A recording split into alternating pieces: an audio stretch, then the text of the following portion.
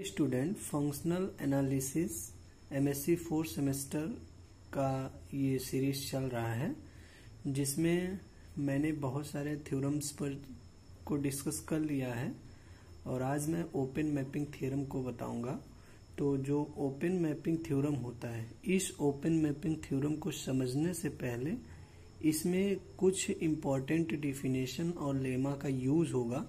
तो आज हम अपने इस लेक्चर में बेयर कैटेगरी थ्योरम पर बात करूंगा, जो कि Baire category theorem open mapping theorem के डेरिवेशन में या ओपन मैपिंग थ्योरम को समझने में काफी हेल्प करेगा।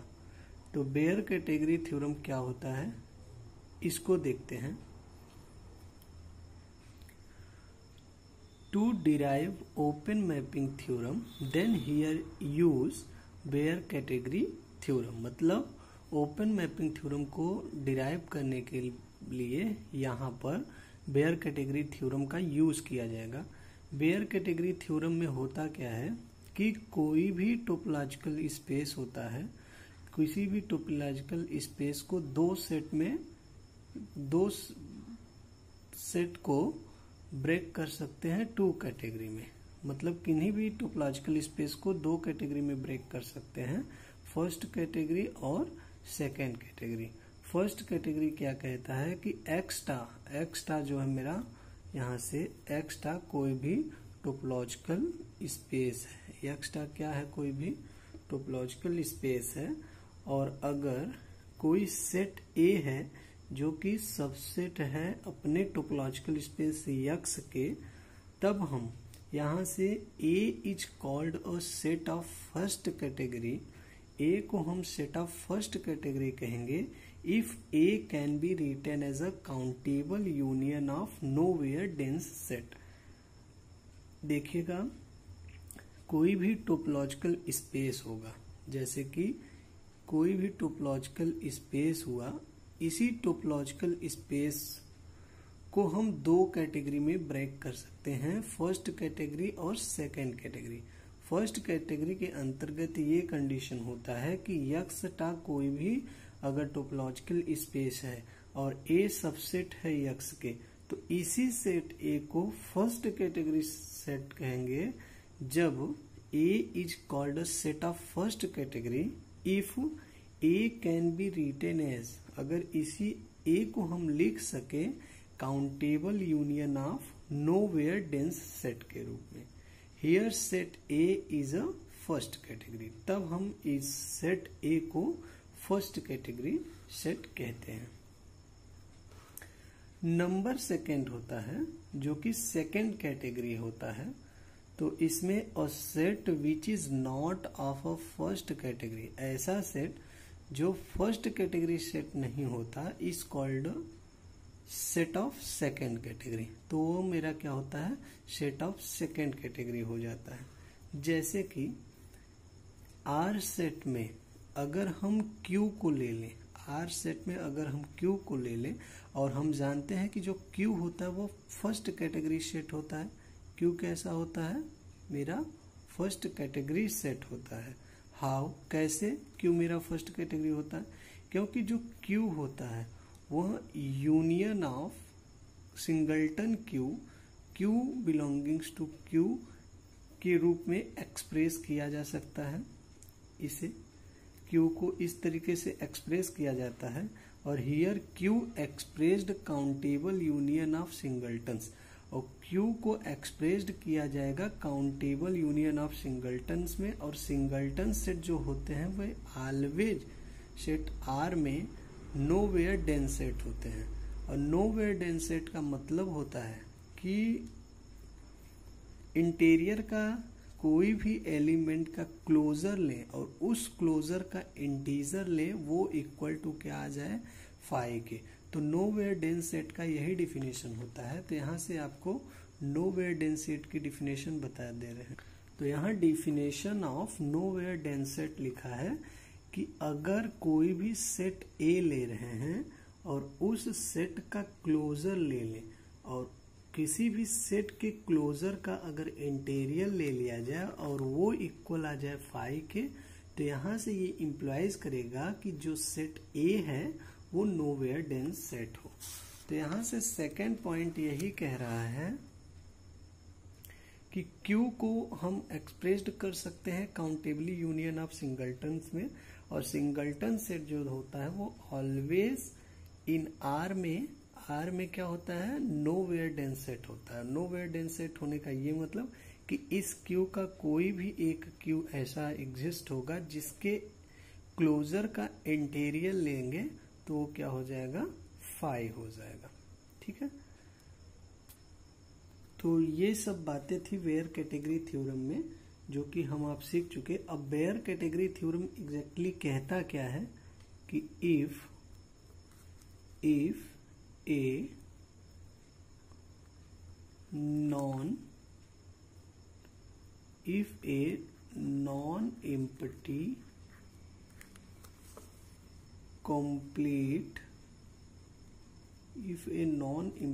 complete metric space E is the union of a countable family Fk where k belongs to set of natural number of closed subset contains a non-empty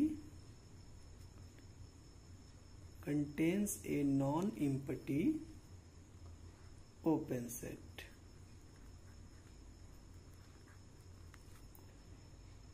तो यहां से जो बेयर कैटेगरी थ्योरम है वो यही कह रहा है कि अगर कोई भी non empty complete metric space E लिया जाए जिसका जो है union of a countable families, मतलब इस फैमिली का जो यूनियन होगा of a closed subset contains A non empty open set. इसका मतलब ये है कि जो भी कंप्लीट मैट्रिक स्पेस E है उस सेट का यूनियन लिया जाए के बिलोंगिंग्स टू डेल्टा के लिए, अर्थात इसे हम कहते हैं countable union of close set. किसी भी क्लोज सेट का काउंटेबली यूनियन लिया जाए और डेफिनेटली इसका कोई भी ऐसा एलिमेंट नहीं होगा जिसके क्लोजर का इंटीरियर इक्वल आ जाए फाई के। ठीक है, तो कोई भी ऐसा एलिमेंट इसमें नहीं मिलेगा। इसका मतलब तभी हम कहेंगे कि complete metric space is not a first category set. तो जो कंप्लीट मैट्रिक स्पेस में अगर उसके किसी भी क्लोज्ड सेट का के इंटीरियर का क्लोज सेट के मतलब किसी भी सेट के क्लोजर का इंटीरियर अगर फाई नहीं मिल रहा है तो इसका ये मतलब कि जो कंप्लीट मैट्रिक स्पेस होगा is not a first category set, क्योंकि फर्स्ट कैटेगरी सेट में हमें किसी भी सेट के क्लोजर का इंटीरियर इक्वल फाई मिलना चाहिए जो कि नोवेयर सेट होता है। ठीक है, अभी आप इसे हम बताए हैं। तो इस हिसाब से जो यहाँ E है वो हमारा फर्स्ट कैटेगरी सेट नहीं है। तो complete metric space is not a first category set. तो यहाँ वही कह रहा है कि if a non empty complete metric space E is the union of a countable families this of a closed subset contains a non-empty open set। तो finally यहाँ से दैट इज कह सकते हैं कि जो कंप्लीट मैट्रिक स्पेस है can not be written as a countable union of nowhere dense set.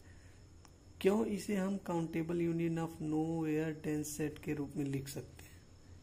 क्योंकि यहाँ पर जो सेट है उस सेट का क्लोजर अर्थात जो सेट है उस सेट के क्लोजर का interior does not equal phi आ रहा है। तो जब इसमें नोवेयर डेंस सेट की डिफिनेशन यूज नहीं हो पा रहा है, तो जब उस नोवेयर डेंस सेट ही नहीं होगा तो उसके countable union of nowhere dense set को हम यहाँ पर लिख ही नहीं सकते। तो इस हिसाब से वही कह रहा है कि a complete metric space can not be written as a countable union of nowhere dense set. तो in particular a non empty complete metric space is of a second category.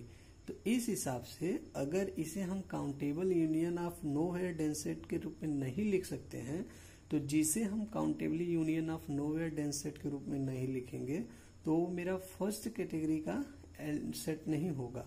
तो इस हिसाब से जो कंप्लीट मैट्रिक स्पेस है is of second category, तो वो second category के अंतर्गत होगा। यही हमारा बेयर कैटेगरी थ्योरम कहता है। फाइनली आप यहां से लिख सकते हैं बेयर कैटेगरी थ्योरम। अगर इन एग्जाम में पूछता है तो आप सिर्फ यहां से इतना, आपको एग्जाम में अगर बेयर कैटेगरी थ्योरम फिलहाल कभी पूछता नहीं, ये ओपन मैपिंग थ्योरम को यूज प्रूफ करने के लिए यूज होता है। तो बेयर कैटेगरी थ्योरम फाइनली यही वही चीज लिखा गया है कि if a non empty complete metric space E है is the union of a countable family of this of closed set. इसका जो क्लोज्ड है सबसेट कंटेन, इसका कोई भी सबसेट लेंगे और उस सबसेट का जो क्लोज्ड लेंगे वो कंटेन्स करेगा a non empty open set को, दैट इज। तो इस हिसाब से कह सकते हैं कि जो कंप्लीट मैट्रिक स्पेस है can not be written as a countable union of nowhere dense set. और जब हम countable union of nowhere dense set complete metric space में नहीं लिख सकते हैं, तो in particular a non empty complete metric space is of a second category. The next lemma, a classical example of application of Baire's theorem is key to open mapping theorem. मतलब जो next lemma मैं define करने जा रहा हूं उस lemma, वो lemma ऐसा है, वो एप्लीकेशन ऑफ बेयर थ्योरम्स है और ओपन मैपिंग थ्योरम को प्रूफ करने का ये एक की पॉइंट है। तो इस लेमा को भी, इस लेमा के भी स्टेटमेंट को मैं इसी वीडियो में डिस्कस कर ले रहा हूं। देखिए जो यहाँ पर लेमा है वो ये कह रहा है कि B and B dash are Banach spaces. B और B डैश कोई भी दो बनाक स्पेस हैं and if T is a bounded and continuous linear transformation है B से B डैश में ऑन टू है B डैश के of B onto B dash, then the image of each open ball centered on the origin in B contains an open sphere ball center on the origin in B dash। तो इसके कहने का मतलब ये है कि B और B dash कोई भी दो बनाक स्पेस है। तो यहाँ पर देखिए B बनाक स्पेस, ये B बनाक स्पेस है R radius centred at origin से, और B डैश ये कोई दूसरा बनाक स्पेसेस है जो कि R radius centred at a origin. यहां से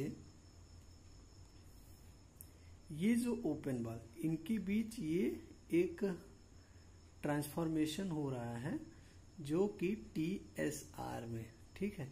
तो हियर SR ओपन बॉल है सेंटर्ड एट ओरिजिन और इसका जो इमेज बन रहा है SR वो TSR हो जा रहा है।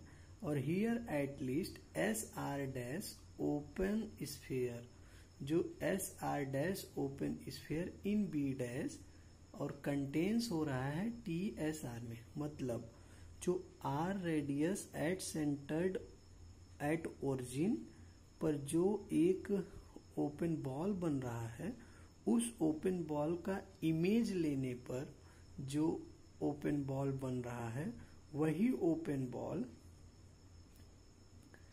B डैश बनाक स्पेस में कंटेन्स कर रहा है at least one open sphere को। यही एक ओपन स्फीयर को कंटेन कर रहा है, अर्थात किसी भी ओपन बॉल का इमेज के अंदर एक ओपन स्फेयर को कंटेन कर रहा है बी डैश बना स्पेस में। यही हमारा स्टेटमेंट कह रहा है।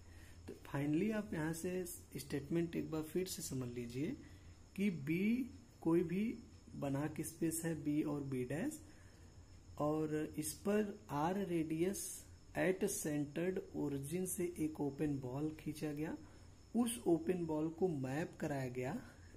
तो यहाँ से जो इसके इमेज बन रहे हैं वह इमेज एक ओपन स्फीयर को कंटेन्स कर रहा है जो कि आर डैश रेडियस का एट सेंटर्ड ओरिजिन से ही बना रहा है। तो वही यहाँ लिखा गया है कि here at least one S R dash open sphere in B dash यानी B dash Banach space के लिए, और वो कंटेन्स कर रहा है। यही ओपन स्फीयर कहाँ कंटेन कर रहा है? इमेजेस ऑफ एस आर, ठीक है, अर्थात टी एस आर में। तो फाइनली आप यहाँ से इस चीज को समझ सकते हैं कि बी और B dash are Banach spaces है, and if T is a bounded and continuous linear transformation of V है ऑन टू और बी डैश पर, then the image of each open ball, इस स्फीयर का जो इमेज बन रहा है वो centred on the origin in B contains an open sphere ball centred on the origin in B dash. ठीक है, तो ये हमारा एक इम्पॉर्टेंट लेमा होता है जो कि इसका मोस्ट इम्पॉर्टेंट रोल है ओपन मैपिंग थ्योरम के डेरिवेशन में। तो इस लेमा का डेरिवेशन मैं अपने अगले लेक्चर में ले आऊंगा। धन्यवाद।